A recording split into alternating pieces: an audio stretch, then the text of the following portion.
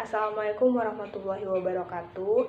Di sini kami dari kelompok 1 akan menjelaskan mengenai materi penilaian rencana investasi syariah. Nah, untuk materi pertama di sini akan dijelaskan oleh saya sendiri, Ina Novriana. Investasi syariah. Nah, yang dimaksud dengan investasi yaitu barang yang dimiliki perseorangan atau perusahaan dengan harapan untuk mendapatkan keuntungan atau pendapatan dan pada umumnya dikuasai untuk periode yang relatif panjang. Investasi juga bisa diartikan sebagai cara seseorang untuk mencapai tujuan di masa yang akan datang dengan cara membeli atau mempunyai barang atau jasa yang dapat memberikan suatu nilai dari waktu ke waktu. Nah, definisi lainnya, investasi yaitu sebagai penanaman modal dalam suatu kegiatan yang memiliki jangka waktu yang relatif panjang dalam berbagai bidang usaha atau proyek yang membutuhkan dana dengan tujuan memperoleh keuntungan. Adapun bentuk investasi dibagi menjadi dua. Yang pertama ada real investment dan yang kedua ada financial investment. Nah, yang pertama real investment yaitu investasi nyata di mana yang secara umum melibatkan aset berwujud seperti tanah. Nah, yang kedua financial investment. Financial investment ini merupakan investasi keuangan yang secara umum melibatkan aset kontrak tertulis seperti saham dan juga obligasi. Nah, adapun prinsip syariah dalam berinvestasi dibagi menjadi 5. Yang pertama, tidak mencari usaha dalam sektor usaha yang haram. Yang kedua, tidak menzolimi dan juga tidak dizolimi. Yang ketiga, keadilan pendistribusian pendapatan. Yang keempat, transaksi dilakukan atas dasar ridho sama ridho. Dan yang terakhir, tidak terdapat unsur riba, maisir atau perjudian, dan juga ghorar atau ketidakpastian. Baiklah, di sini saya akan melanjutkan materi yang dijelaskan oleh teman saya tadi, yaitu Ina Nopriana.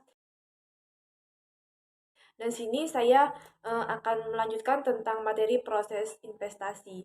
Nah, proses investasi itu menunjukkan bagaimana pemodal itu seharusnya melakukan investasi dalam suatu sekuritas, yaitu sekuritas apa yang akan dipilih, berapa banyak investasi dan kapan investasi akan dilakukan.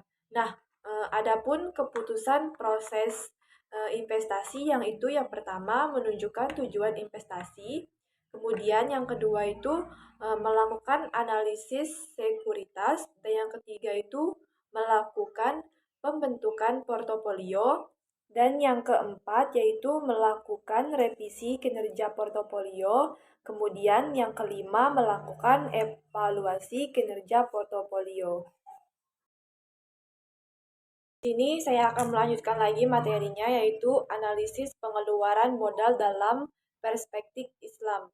Yang pertama itu metode yang sering digunakan dalam pengeluaran modal dalam perspektif Islam itu yang pertama metode pengembalian suatu investasi, di mana suatu investasi itu menggambarkan panjang waktu yang diperlukan agar dana yang tertahan pada suatu investasi tersebut dapat diperoleh kembali seluruhnya.